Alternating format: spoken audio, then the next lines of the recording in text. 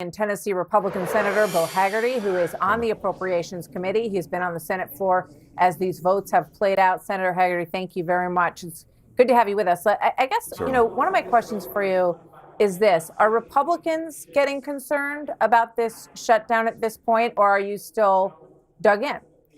Well, I think Republicans have been concerned about it all along. That's why we voted to keep the government open. I want to be very clear. Chuck Schumer is driving the shutdown. You've seen the Democrats yet again go to the floor and vote against what is simply a clean extension of a budget that they've already approved in the past. This is pretty much just theatrics, Martha. This is a temper tantrum by Chuck Schumer. And frankly, what it is domestic politics from New York State bleeding into national politics. Chuck Schumer is deeply concerned about his standing within his own state. If you look at the polling right now in New York, AOC would defeat Chuck Schumer in a primary. He does not want to be seen as, quote, taking a knee to Donald Trump, as bowing to Donald Trump in any way. This is about demonstrating a will to fight. They don't have a point that they're fighting for. They don't seem to have an off-ramp. They have not figured out how to land the plane. But this is basically performative, and I don't think the public is going to like it at all. When Democrats get back home to their various states over the weekend, I hope they hear loud and clear from their constituents, the government needs to be reopened. Yeah, I mean, when you look at the proposals that Democrats have made that are just completely outside of this CR, I understand your point, and I'm going to go through those in a moment with Congressman Khanna. But I do want to mention this to you. This is from the Wall Street Journal today, Senator. It says, White House senses political risk on health care despite shutdown bravado. It says Trump advisors are worried that the GOP will take the blame for allowing health care subsidies to expire, raising costs for millions of Americans ahead of next year's midterm elections. And then in the same edition of the Wall Street Journal, Kim Strassel basically saying, this is the GOP's Obamacare crossroads. Are you willing to, reform this Obamacare program? And are you going to hold firm on your line on this issue? What do you say to that?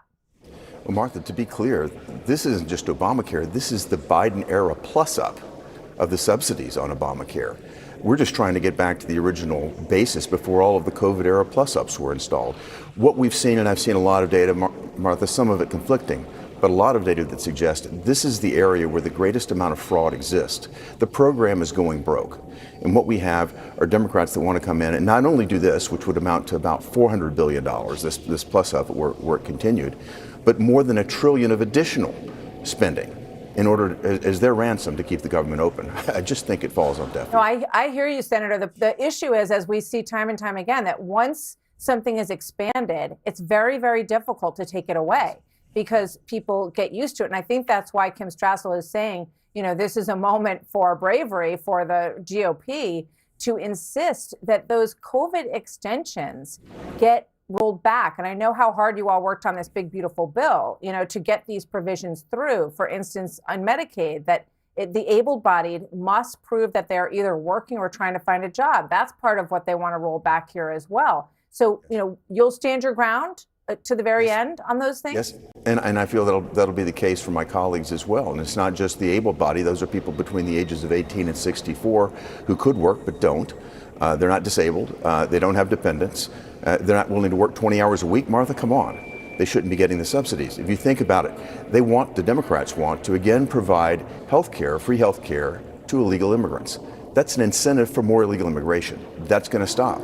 They're arguing that it shouldn't. These are very difficult arguments for the Democrats to make. I understand what you're saying. Once a subsidy is provided, it's hard to take it back. We're going to have to make those tough decisions, and the time has come right now. Let me ask you before I let you go, and before I continue on this topic with Congressman Khanna, the Memphis crime crackdown, the president has sent in federal help. Can you give us just a quick update, Senator, on what your take is on how that's going? It's working, Martha. This is something I've been working over a year on trying to address with the mayor of Memphis, with local law enforcement, with the state, with the governor of Tennessee. Everybody is pulling in the right direction, and we're seeing dramatic results. Just in the past week, since we've had this major surge, we've had over 150 arrests of some of the hardest of hardcore criminals.